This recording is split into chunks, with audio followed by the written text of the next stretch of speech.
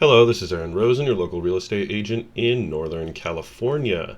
Got lots of interesting news for you today. If you haven't heard, they're changing the way that commissions work. So here's a little video about it, and I was just going to watch this with you and give my thoughts. Buying or selling a home is going to be different than transactions in the past. A recent National Association of Realtors class action settlement agreement has laid out new rules that will now bring the buyer and seller into negotiations over commissions on the sale of a house, negotiating who pays commission and how much is paid. Today is the day that in the MLS, any indication of compensation commission So if you weren't aware, basically the way that it works is there was a little bit of a debate in who actually pays for the buyer's commission. And so the way that it worked previously is you list a house and then you take a percentage of that, which was completely negotiable. Usually it was between 4 and 6%, and then that's split between the buyer's and the seller's agent. Where the little bit of debate comes in is that it's the buyer who takes out a loan for the house, and then that money is distributed to the seller, who then distributes that to the agents for the work that they do. That is now going away. And, this has already been the case, for example, in commercial and off-market real estate, where they say buyer is responsible for their own commission. And so that was completely negotiable. Now, they've changed it because basically it was that it was shown on the MLS, which is an intermediary step between someone like myself and Zillow, where it would say, hey, here's the amount of money that you will receive for selling this house. They had determined that that's actually unfair, and that basically what was happening is that people were steering people towards houses that had higher commissions, which I think is just silly.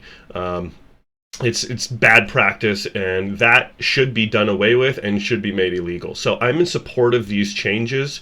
Let's just see what else they have to say. Is eliminated. You can't even look at historical data. Realtors say that will make it more complicated for agents who now will have to involve potential buyers and sellers in signing new, more complicated paperwork. It's not about the paperwork. What makes this a little bit harder, and the reason that this was set up in the beginning, is let's say you have $20,000, or let's just say $20,000 to buy a house. You can buy a house, get all these different programs, and then you give them all that money for the down payment and all the different paperwork fees from escrow and your loan originator. And then on top of that, to come up with enough money to also pay an agent can be tricky. So really what this kind of does is it forces buyers who are just on the edge, it'll force them out of the market because they will say, well, I don't have the money to pay an agent. And it still can work this way, that you get money from the sellers. It's just not necessarily set up like that.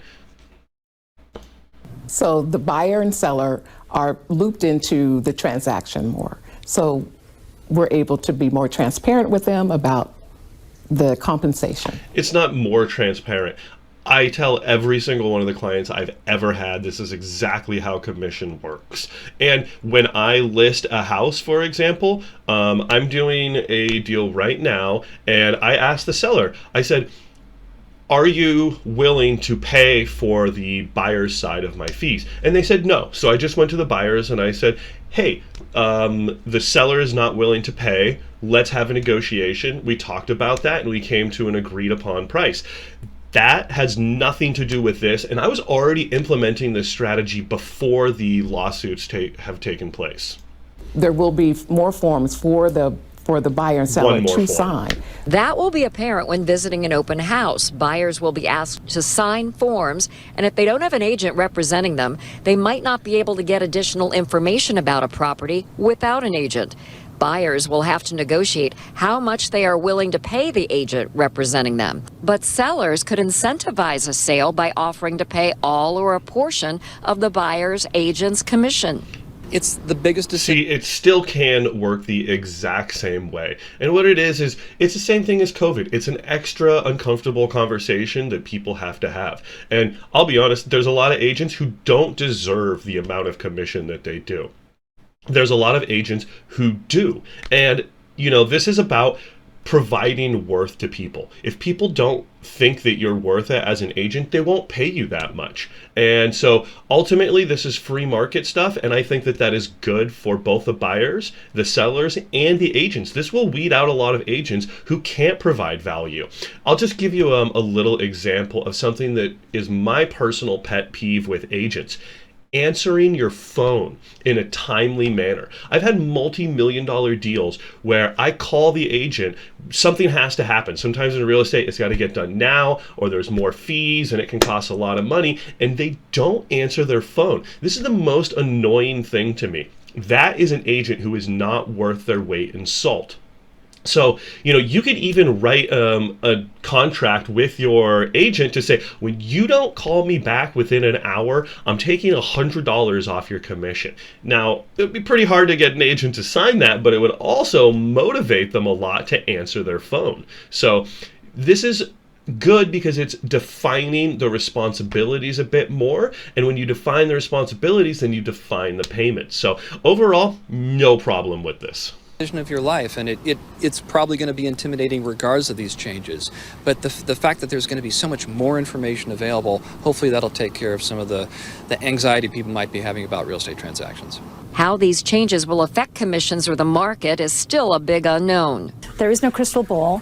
I don't believe this is a factor on its own that is going to significantly influence housing prices. But it will. That is true.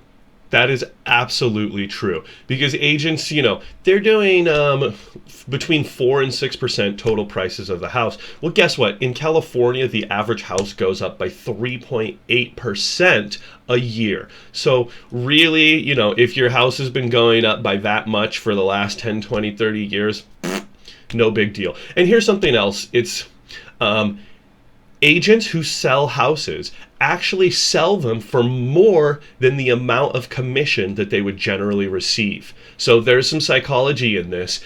It's about staging, it's about negotiating, it's about getting the maximum number of eyes on it, it's understanding how bidding works. All that stuff comes down to experience. And as a track record, I actually was keeping these numbers for a while.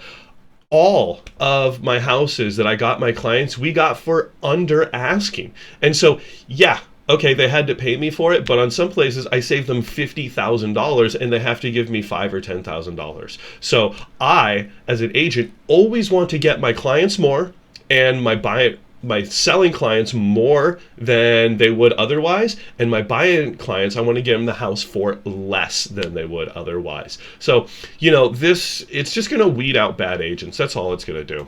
Will be a learning curve for everyone looking to buy or sell a home from now on. In the East Bay, I'm Leslie Brinkley, ABC 7 News. This brilliant device keeps your home cool. Well, that was interesting. Definitely changes in the real estate market are coming. This is just one more little factor. So as always, if you would like to negotiate or just have some questions, all my contact information is below. Thank you much. Bye.